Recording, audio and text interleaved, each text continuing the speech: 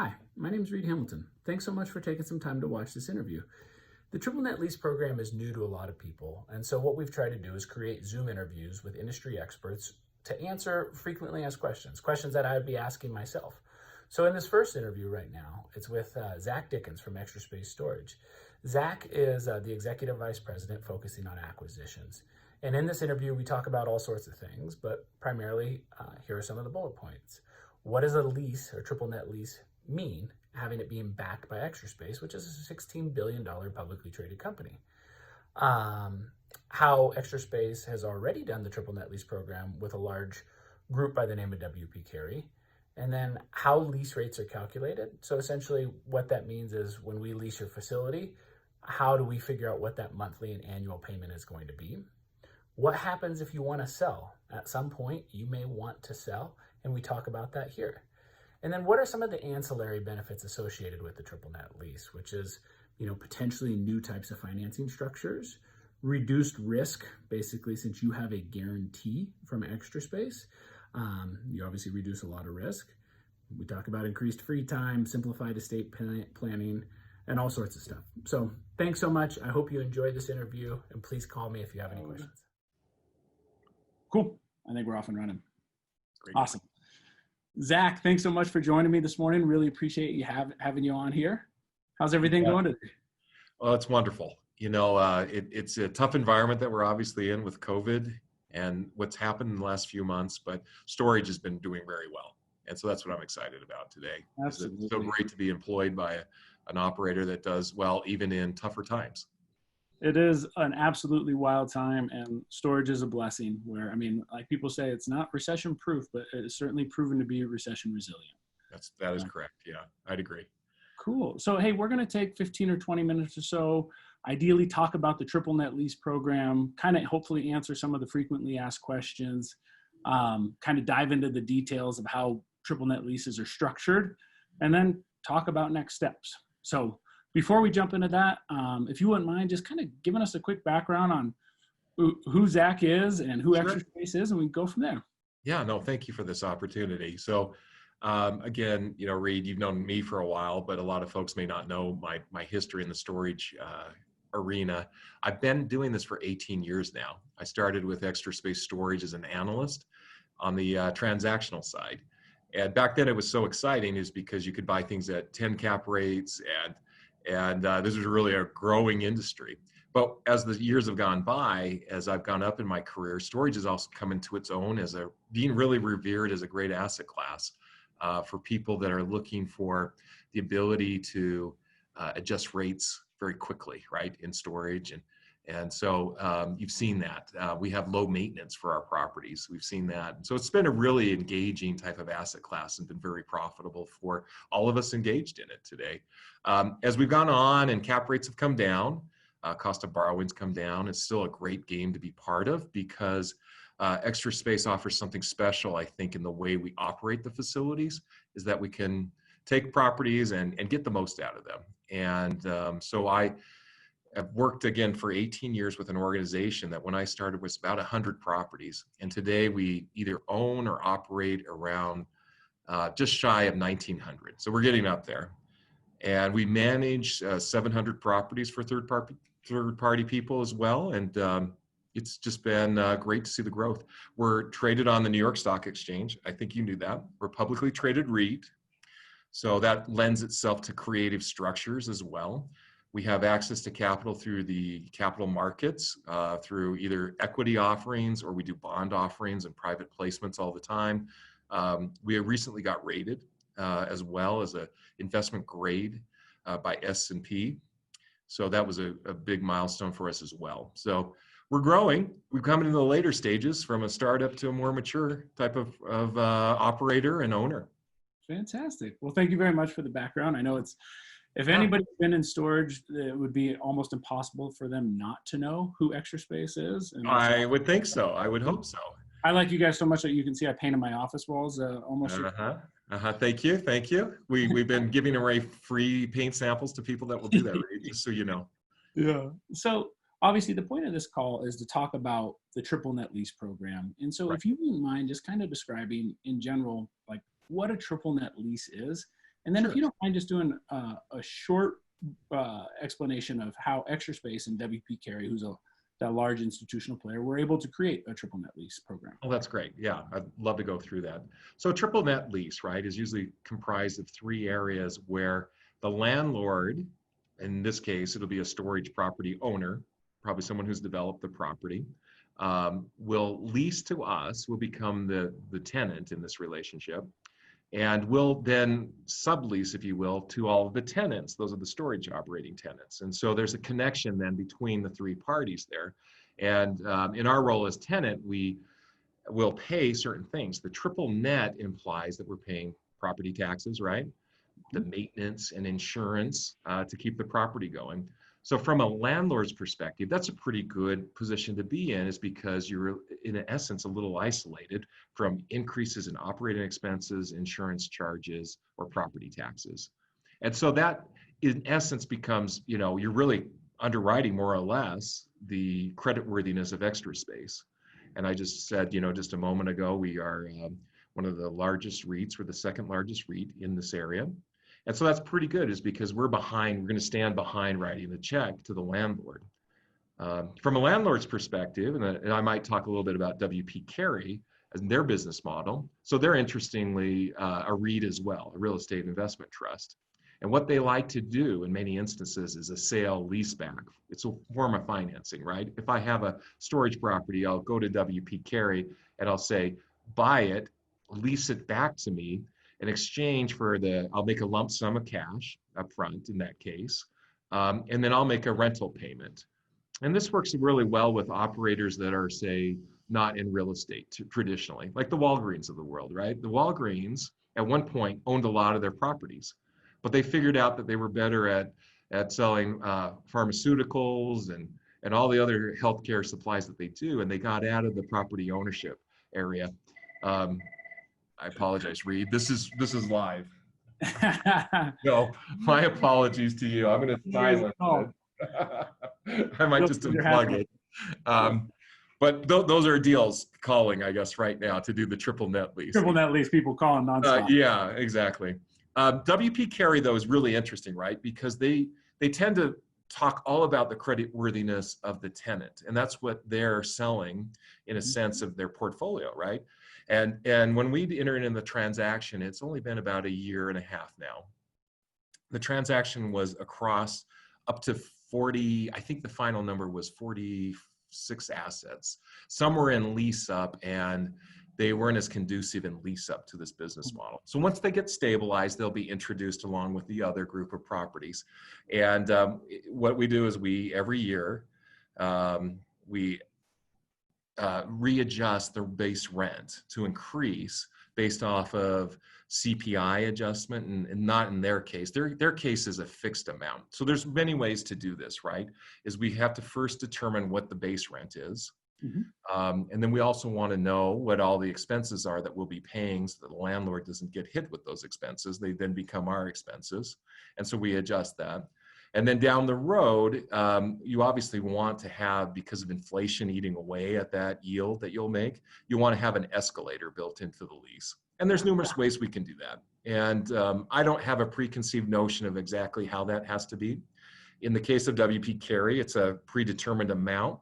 That's a percentage. But then they also share in some of the upside and growth. Yep. I think for many of the people I might be talking to through you and your channel here is that they'll want to lock in a payment schedule that's predictable. And then they'll probably want to have an escalator in there that's also predictable. And I'm okay if it varies to some degree. So I've talked a lot, but any questions about the general, how it's set up? Maybe we talk about duration too? Well, yeah, I think one of the things that has me so excited right now is typically triple net leases, as you mentioned, have been for either large companies like a Walgreens or a company like a WP Carey. Right. And the program that we're rolling out right now is kind of a first of its kind, where storage operators who are like myself, who own, 1, 3, 5, 10 facilities, can now actually go out, have Extra Space become the tenant, and they go from being owner, they remain owner, but it's also owner landlord, and they get a guaranteed payment from you guys for whatever the term of the lease is, which is shockingly exciting because that's typically only for institutional folks. Yeah, And yeah, I think absolutely. Absolutely. And you know, some of that is because we've been able to go through and cut our teeth on doing a larger institutional type of transaction, that we felt like with the operators out there that are one-off or independent in some regard, that this would really appeal to them, is that they don't have to go through a lot of the progress or the, you know, the painstaking effort to get the legal documents right. Yeah. Clearly they want to have it reviewed by their attorneys and make sure it works for them. And we don't want to shortcut that process, but we also recognize that we want to make it easier. And since we've done this, and we're one of the first that have done this in the industry, and arguably really our product was so unique the way we did it, we were the first in this area, that it really would lend itself to doing this across the nation. I didn't do that one just to say, hey, one and done, Reid. You know, in life you learn a lot of lessons when you do that, and you say, hey, on the next one, we want to structure this. It's actually worked out really well for us. You know, the devil gets to be in the details. And as a landlord, you want to take the time to review the lease with an attorney, make sure it represents your needs, and recognizing what you can ultimately get, which is a lot of upside, as you pointed out. Well, let's, for a quick second, we'll probably go into the term of the lease, but if I'm an owner and I come to you and I say, okay, Zach, I'm interested in doing a triple net lease with you. Right. And here's do I provide you my trailing 12? How do I come up with what I know is going to be the starting point of my fixed rate for the next, 10 to 30 years? Yep, that's a great question. Your trailing 12 is a good source of that information because it's been able to prove to you and to us what your track record's been. I recognize that every property owner is in it to improve, and so they believe that the property is going to take a step forward every year, right? That's been great about this industry, and the track record has been for our industry that's been a real outcome of constant improvement. So what we'll do is we'll take a look at the upside in the property. My expense structures are probably higher than the average operators, but for that, we're able to drive revenues, I think, at a little bit higher of level, which translates into better NOI potentially at the end of the day. So with you as the landlord, I'd like to cut you a fair deal that hopefully makes you whole for the NOI that you're foregoing, at least, right? But also knowing that we can take it to a new level. So I really see it as a partnership. Unfortunately, we don't know what the future is going to hold for us, but we'll both do our best and negotiate an outcome that works. It's beneficial for both of us. If I can't strike that balance, then we're probably not going to be very successful in what we do. Yeah, absolutely. I mean, this is not going to be a deal for everybody, but it's going to make sense for a lot of folks. And so the hypothetical, if I'm making $500,000 of NOI, and you take a look at the trailing 12 and you look at projections going forward, your number's probably going to come in pretty close to that. Pretty maybe close. A little lower, maybe a little higher. And then that's kind of the set point for where I start. Yes. And then, year one, like you said, there's an annual escalator based on CPI, Consumer Price Index. It could be CPI, Consumer Price Index, which is a gauge of inflation, right, for them, so that you don't erode what that base payment is every year. I'll look at other things too, though, is just because different jurisdictions have property taxes that are going to increase at a different rate. And we'll be quite transparent. Honestly, I found that that's the best way to get everyone comfortable, is to show what my valuation or where I'm heading with my next year's budget is to say to the landlord, right? And the landlord will feel comfortable knowing that that's the path we're on. Okay. And typically you'd say, well, I do need to have a little bit of growth opportunity or benefit, right? We're both into this to make money and to make it successful for both parties. And so I can't have a situation, where maybe we go backwards for a series of years because of performance lagging. But I understand that's the risk I'm willing to take, right? As long as I can get into the property. And then, if we can grow it, then I guess we get the benefit of the growth and the upside. And that's the trade-off that we're both making here. Yeah, and that's the transparency. The juice is that, hey, maybe there's a little chunk over what's being offered in the lease term.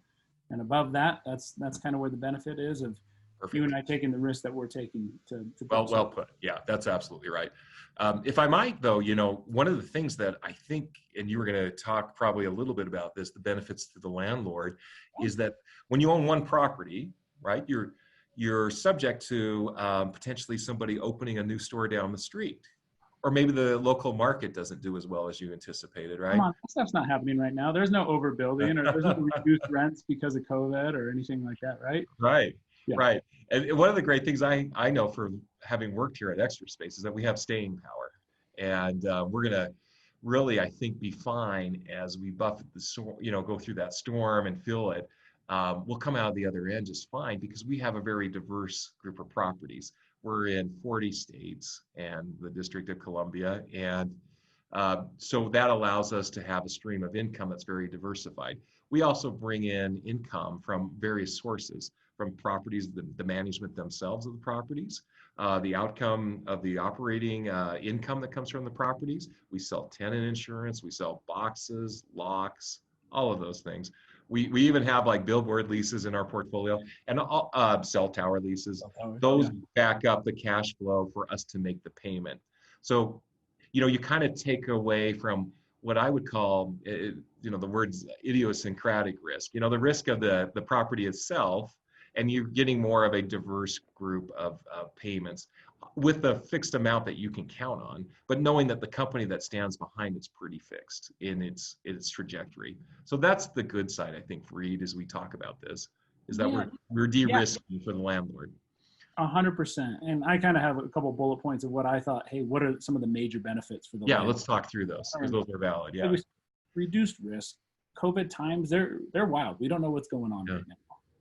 Obviously, pre-COVID, everyone's concern was overbuilding, so you're definitely you're pulling that risk off. One of the things that I think is really unique about this structure is because Extra Space becomes a tenant, and because of how large you are, and let's just say the lease term is 25 years, you're going to be able to go out and get much better financing on your project than you would without that. And that's something we'll talk about with another guest who specializes in financing, but such things is called a credit tenant lease. But just think of it this way, is if you go to the bank by yourself, or you go to the bank with Extra Space as your partner, you're going to get substantially better terms, which therefore means you make more cash on your lease. I think one of the most important things, and especially in this time and age right now, is increased free time. I got into storage very intentionally because of quality life that I wanted to have. And I have this little thing in my life, Zach, I call the rocking chair test. And so anytime I have a really big decision to make, I picture myself as a 95-year-old man sitting on my porch in my rocking chair. And I think about this decision I'm about to make, and I say, well, am I going to be really proud and glad that I made this decision? Or am I going to greatly regret the decision that I made? And a lot of times I think it's that perspective that is really giving me guidance and clarity to be able to make big decisions. And with this is going to be a big decision. This is most likely people's largest asset.